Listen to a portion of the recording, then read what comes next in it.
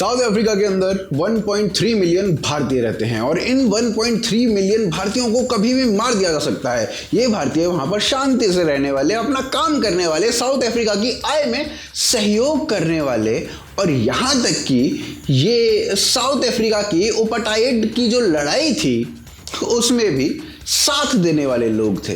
तो अचानक से इन्हें मारने के प्लान्स क्यों बन रहे हैं? क्योंकि भारतीय आज की डेट में वहां पर सड़कों पर बंदूकें लेकर खड़े हैं। और ऐसा भारतीय क्यों कर रहे हैं कि एकाएक साउथ अफ्रीका के लोग भारतीयों को रेप करने लगे, उन्हें मारने लगे, वहीं दूसरी ओर साउथ अफ्रीका के ही लोग उन्हें सैल्यूट करने लगे। जानेंगे आज की इस वीडियो में। आप हमारे साथ बने रहिए, देखते रहिए आज की ताज़ा खबर।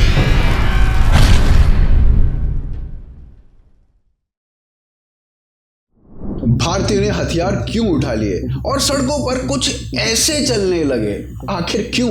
तो इसके लिए थोड़ा सा पीछे चलते हैं। 12 जुलाई 2021 कुछ ऐसा हुआ कि साउथ अफ्रीका की एक कम्युनिटी भारत के खिलाफ हो गई, भारतीयों के खिलाफ हो गई और भारतीयों को सबक सिखाने के लिए निकल पड़ी। ये गुस्सा भारतीयों के खिलाफ ना जाने कब से पनप रहा था और अचानक से ये लावा फट गया।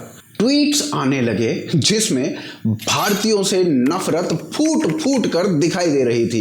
लिखा जा रहा था कि भारतीयों को ना अमेरिकन्स पसंद करते हैं और ना ही कोई दूसरा देश, और भारत एशिया का नाइजीरिया बन चुका है। जुलूज ये साउथ अफ्रीका की एक कम्युनिटी है, इसको मोबिलाइज करने को कहा जा रहा था ताकि भारतीयों को ये पता चलवाया जा सके कि साउथ अफ्रीका उनकी कंट्री नहीं है, वो बस यहाँ पर रह रहे हैं। भारतीयों को ग्रिल करने की, उन्हें भूनने की बातें चलने लगी।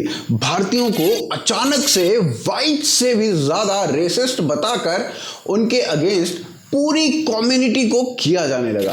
भारतीयों को रेप करने की, उनको शैतान प्रूव करने की बातें की जाने लगी और फिर भारतीयों के घरों को चिन्हित किया गया, भारतीयों के बिजनेसेस को चिन्हित किया गया और उन्हें जला दिया गया। मॉल्स में आग लगा दी गई, भारतीयों को मारा जाने लगा और पुलिस को बुलाया तक नहीं जा रहा था। ना जाने किसका वेट किया जा रहा था। लेकिन फिर भारतीय कुछ इस तरीके से बाहर निकलते हैं और भारतीयों के हाथों में होती हैं गन्स और सेल्फ डिफेंस में वो उन्हें चला भी रहे होते हैं। जब भारतीयों ने बंदूक उठाकर अपने लोगों को बचाना शुरू किया तो कुछ इस तरीके के ट्वीट्स आने लगे। देख लो, अभी तो तुम बंदूकें चला रहे हो, लेकिन फिर जब तुम्हारे साथ ऐसा होगा तो बाद में मत बोलना। कुछ इस तरीके के ट्वीट्स जो आपके स्क्रीन पर हैं वो आने लगे। मगर भारतीयों का सेल्फ डिफेंस देखकर साउथ अफ्रीका की दूसरी कम्युनिटीज जो थी वो उन्हें सैल्यूट कर रही थी। और यह कोई पहली बार नहीं है कि भारतीयों को इस तरीके का नस्ल भेद वहां पर झेलना पड़ रहा है। साउथ अफ्रीका में इससे पहले भी भारतीयों के साथ बहुत मारकाट हुई है। इससे पहले 1960 में काटो मैनर नाम का मैसेकर हुआ था और उससे पहले 1949 में डरबन में भारतीयों का मैसेकर हुआ था जिसमें 142 भारतीयों को मार दिया गया था और 40,000 से ज्यादा भारतीय रेफ्यूजी बना दिए गए थे। भारतीयों के बिजनेसेस को, प्रॉपर्टीज को जला दिया गया था और इस बार भी उसी को रिपीट करने की तैयारी थी। मगर भारतीयों ने रिटेलिएट किया, बंदूकों के साथ रिटेलिएट किया। मगर सवाल सबसे बड़ा ये कि ये सब शुरू कैसे हुआ और क्यों हुआ?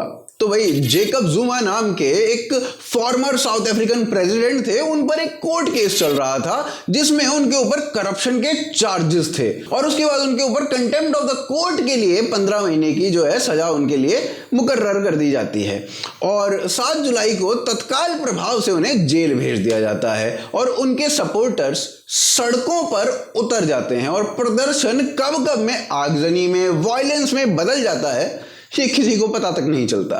मगर इस सब में भारतीयों की क्या गलती? भारतीयों को क्यों निशाना बनाया जा रहा है? तो उसके पीछे भी एक बहुत बड़ा कारण है। जेकब जुमा जो कि साउथ अफ्रीका के प्रेसिडेंट हुआ करते थे, तो उनके बड़े अच्छे संबंध थे भारतीय मूल के गुप्ता ब्रदर्स के साथ। अब गुप्ता बंधु जो थे वो 1993 में भारत से साउथ अफ्रीका गए थे और वहाँ उन्होंने बिजनेस शुरू किया था। बिजनेस का नाम था सहारा कंप्यूटर्स, वो उनका पहला वेंचर था वहाँ पर। उसके बाद उन्होंने coal mines, computers, newspaper, media outlets, बहुत सारे ऐसे वेंचर्स खोले और देखते ही देखते गुप्ता ब्रदर्स जो थे वो साउथ अफ्रीका के 7वें सबसे अमीर आदमी बन गए। प्रेसिडेंट जुमा की जो पत्नी थी, उनके जो पुत्र थे या उनकी जो बेटी थी, वो सब गुप्ताज के बिजनेस में बड़ी बड़ी पोजीशंस पर थे। 2013 में गुप्ताज की बहन की शादी हुई और वो उनके गेस्ट का जो प्लेन था ना, उसे वाटरलूफ एयरबेस पर उतार दिया गया। ये वो एयरबेस है जहां पर स्टेट्स के हेड्स या फिर किसी दूसरे देश से आए हुए डिप्लोमेट्स के ही प्लेन उतारे जा सकते हैं। अदरवाइज किसी ऐसे बिजनेसमैन के प्लेन यहां पर नहीं उतरते, मगर गुप्ताज का प्लेन वहां पर उतरा, प्रेसिडेंट की मदद से उतरा। फिर 2017 में वहां के इंटरपोल ने गुप्ताज के अगेंस्ट रेड अलर्ट जारी कर दिया और आज उन पर मनी लॉन्ड्रिंग के आरोप हैं। वो आज यूएई में छुप कर रह रहे हैं और साउथ अफ्रीका में वांटेड हैं। तो साउथ अफ्रीका के एक ग्रुप का मानना है कि गुप्ता भारतीय था और भारतीयों के साथ मिलकर इतना बड़ा घोटाला प्रेसिडेंट ने किया, तो सभी भारतीयों पर ही अटैक करना शुरू कर दो। वो भी तब जब भारतीय मूल के लोगों ने उनके अपार्टाइड के दौरान साउथ अफ्रीकन्स की नस्ल भेद की नीतियों के अगेंस्ट जंग लड़ी थी। चलिए थोड़ा और पीछे चलते हैं। 1652 से 1795 तक साउथ अफ्रीका में डच ईस्ट इंडिया कंपनी का राज हुआ करता था।